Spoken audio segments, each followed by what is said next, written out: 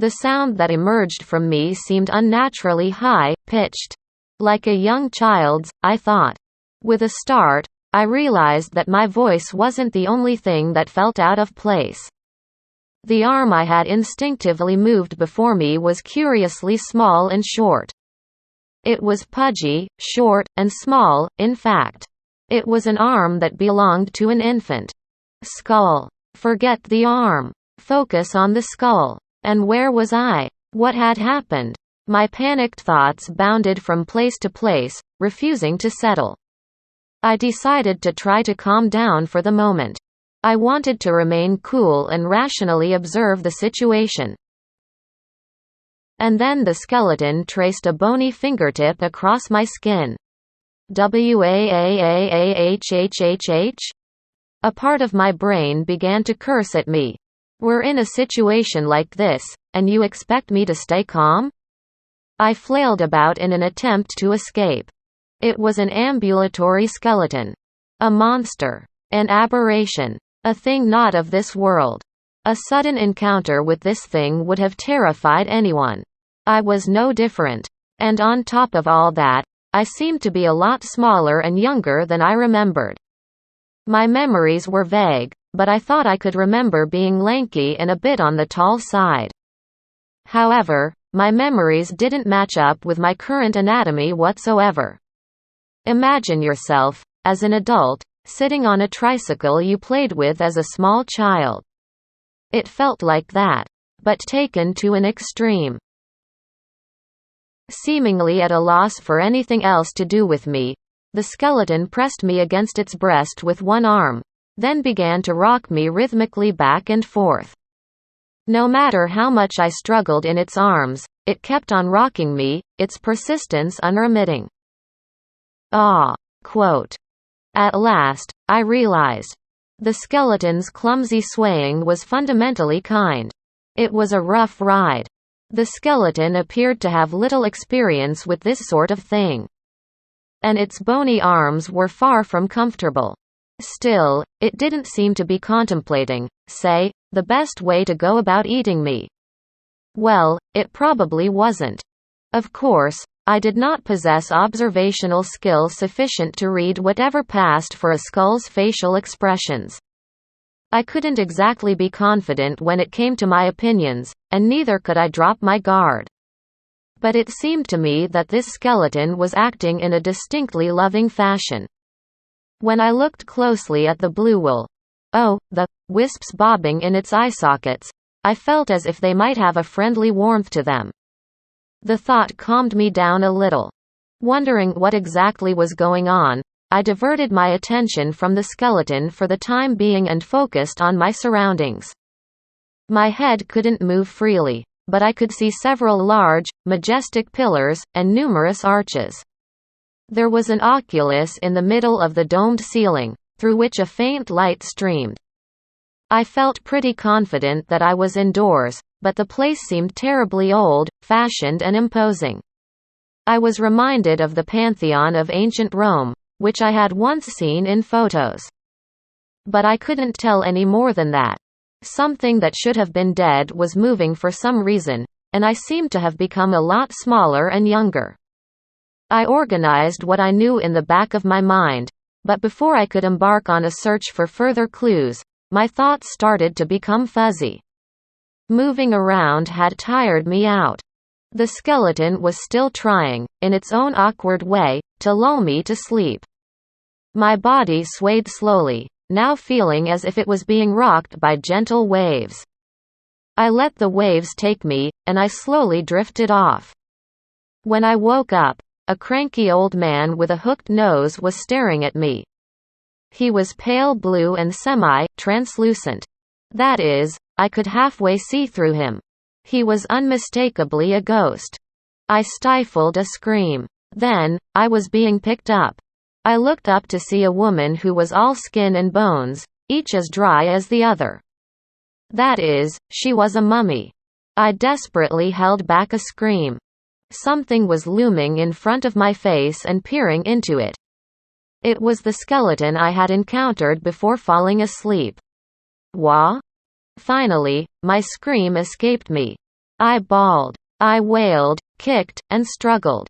But perhaps because of my body's current state, I quickly became tired and hungry. The energy I needed to violently resist withered away. The old ghost peered at my face, and made indistinct noises to the mummy. She produced from an unknown location a bowl containing some kind of white gruel. Scooping some of it up with a spoon, she brought it to my mouth, which I kept firmly closed, without so much as a second thought. I mean, it's not like I could think of any good reasons to open it. No one dreams of hearing, "Open wide," before they get a heaping helping of who knows what from a bone, dry old mummy. What I was face with right now resembled nothing so much as the pictures of those mummified monks you'd always end up seeing in history books, who'd starved themselves to reach enlightenment. She was the ruined final state of the human form, dry as a dead tree. Who wants to experience, say with one of those? I couldn't imagine even a single person who would. And if such a person actually did exist, I, for one, wouldn't want to be friends with them. Now, all that said, I was feeling desperately hungry. And there was no other obvious way of obtaining food in my present situation. My hunger for both food and sleep was irresistibly strong, probably as a result of my younger body. So I thought to myself, the hell with it. I then snapped up the whole spoonful. It actually tasted pretty good. My memory informed me that baby food was bland, but I guess my tongue was as underdeveloped as the rest of me. The skeleton stroked my head, as if to say, "There's a good boy." Quote. Wah. Quote. At that time, I came to a surprising realization. It took something being put in my mouth before I noticed it. There were no teeth in there. No wonder my attempts to speak kept coming out kind of funny. I see. So infants didn't have any teeth. Well, that was news to me. If I'd had any experience with raising children, I might have been able to use that to figure out what stage of development I'd reached. Aha. No teeth, but not breast feeding, that makes me a few months old. Something like that. But that sort of warm familial experience was nowhere to be found in my memories. I didn't know the kind of things you'd otherwise expect of any reasonably mature adult. There's not much to me, I found myself thinking. I had died having accumulated nothing more than superficial knowledge and calendar years. Of course.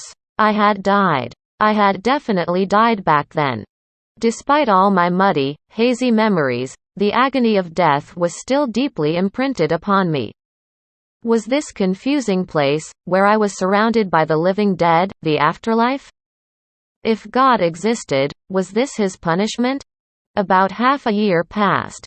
I said, about, because constantly falling asleep and waking up again makes the passage of days a little hazy. It turns out that babies really do spend a lot of time sleeping, then waking up because they got hungry. It felt like I was in a long, strange dream or vision, and so my mind was able to survive the boredom of being constantly horizontal. About the only information I was able to gain in the meantime was that my situation was neither dream nor vision. It felt far too vivid and far too realistic. And I couldn't imagine what would have to go wrong for a person to start having visions of having their diaper changed by a reanimated corpse. I was forced to accept that I was an infant incapable of anything more advanced than a crawl, spending my days in the care of 3 undead creatures. After some time, I began to understand their speech. It was some linguist's theory, their name escaped me, that a baby's brain was not a completely blank slate, but instead possessed from birth the ability to steadily construct and learn a language from surrounding sounds. Though my memories were still vague, it seemed like I could still recall a certain amount of my old knowledge. Quote. I attempted to use my tongue and throat to produce a word, but I had yet to master these organs, so it wasn't going very well. I couldn't shake the way I had controlled my old body before I died. The two were clashing inside my head. The power of speech, something I had taken for granted before, was now something I struggled with. Likewise, I still couldn't walk properly. What if I was going to be like this forever, unable to walk or talk to my satisfaction? That fear haunted me. There, want a hug? Possibly sensing my anxiety, the mummy smiled, as if to reassure me. She wore an old, threadbare robe similar to those worn by ancient priests, and the two around her called her Mary. While I was a little hesitant to judge the beauty of a woman, not to mention a mummy, I felt that she had probably been a beautiful lady in life. She had a slender body and graceful bearing, with her eyes always averted downward. Her skin was like the bark of a dead tree, but it was unscarred. From it, I felt I could infer the flawless facial features she must have possessed as a living woman. Her wavy blonde hair had, admittedly, grown dull with the passage of time, but it was thick and gorgeous. "Why don't we take a little walk outside today?" "You'll take me outside?" Haha, that put a smile on your face. She could tell. I had been curious about what existed outside of this temple. Yet, with this body, I could hardly just go and take a look. I had been waiting for an opportunity to be taken outside. Up we go. Quote. She picked me up. I detected some kind of light, floaty fragrance. It wasn't an unpleasant odor. Kind of woody? It reminded me of the incense, like scent you might expect from a kind old lady. Slightly soothed, I allowed myself to enjoy the smell. Mary carried me in her arms as she stepped slowly through the dimly lit temple. Its floor was a checkerboard of square stones. Soft light streamed in from the ocular skylight at the top of the temple's vast, awfully high, domed ceiling. There were alcoves in the walls, which gave the impression of a Japanese shrine, and within them were sculptures of what were presumably this temple's gods. One by one, they flowed past my eyes as we walked. One depicted an imposing man with an air of gravitas, in the prime of life, bearing a sword shaped like a lightning bolt in his right hand and a set of scales in the other. Another was a portly woman, her smile affectionate, with a baby and a bundle of ears of rice held securely in her arms. There was a mustachioed man of short, beefy stature, with roaring flames at his back, hands gripping a hammer and tongs. An androgynous youth smiled amiably, holding a glass of wine and a number of gold coins, and surrounded by what seemed to be pictographs representing the blowing wind. A fine young woman clad in thin cloth was submerged up to her waist in a clear stream, holding a bow in one hand, and reaching out with her other to what might have been a fairy. A one-eyed old man who radiated intelligence stood in front of some kind of inscription, holding a cane and an open book in his hands. Probably the representatives of a polytheistic religious pantheon, I thought. I somehow felt that I could tell what kind of beliefs lay behind each of these gods just by looking at their statues. But I had no idea about the next one. There was no background. Perhaps that was meant to represent darkness? The figure wore a robe with a hood that covered its eyes. A gray and cheerless mood hung about it. Its sole notable feature was the long stick it held, on the end of which hung a lantern. Frankly, this statue gave me the immediate impression of a god of death. I felt strangely drawn to its lantern. Of course, having no way of knowing the thoughts of the child in her arms, Mary carried on walking. My eyes followed the sculpture until it left my sight. There will be other chances to see it up close, I figured. I did my best to shake off my strange obsession.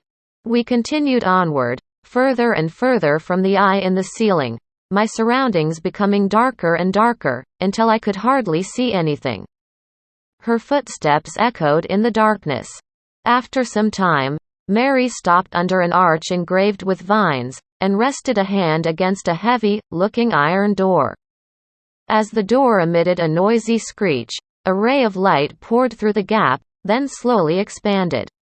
When the opening had become wide enough, Mary stepped out. Ah! Quote. My field of vision opened up all at once. A refreshing wind blew past. It was dawn, and a thin morning mist hung in the air at the foot of the hill. A city of stone was spread out below us, built up to the edge of a vast lake. It felt medieval, or even older. I could see tall towers and an aqueduct built with a series of beautiful arches. All of it was aged and in ruins. Many of the buildings' roofs had collapsed, and the plaster on the walls had fallen off, leaving the buildings in a state of pitiful disrepair. Grass grew through gaps in the streets, stone paving, and green vines and moss clung to the buildings. The city was decaying away among the greenery, as though it were enjoying a quiet doze after all of the activity that must once have taken place here. The morning sun shone softly over it all. My eyes opened wide. It was a view of such magnificence, it shook the soul. I felt like the wind had rushed right through me, from my feet to my head. The inside of my head felt amazingly clear. My whole body, every last cell of it, felt the world. I felt like I had remembered something very precious, something I had forgotten along the way. For some reason, I felt tears welling up. I closed my lips tightly, trying to hold them back, but it made no difference. They trickled from my eyes. I had lived a hopelessly blurred and muddied life, and I had died within that haze, never escaping it. So when I woke up in this world, I suspected it might be a punishment from God. But this was no punishment. I didn't know where this was. I didn't know what was going on. But I was sure. This was grace. Stunning, wonderful grace. Out of the kindness of their hearts, someone had given me back what I had meaninglessly cast away. Without any evidence, I believed beyond any doubt that this was a warm and blissful gift. It's lovely, isn't it, Will? My darling little boy. Quote. The voice was Mary's. William. Will for short. That was my name. It was the name the three had given me.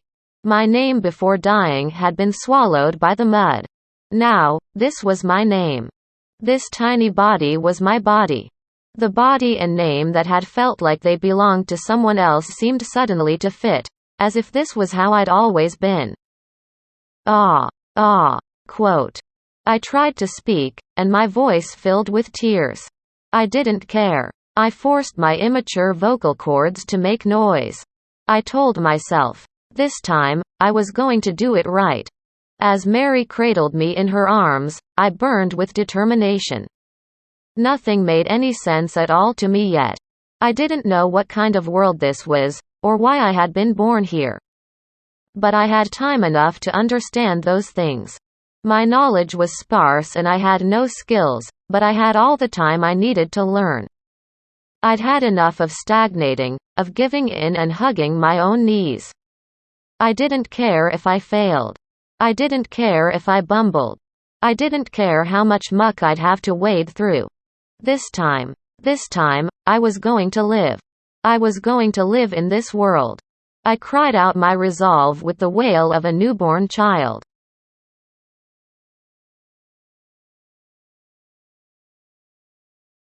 If you like it, please support me. Please subscribe to our channel and give us a high rating.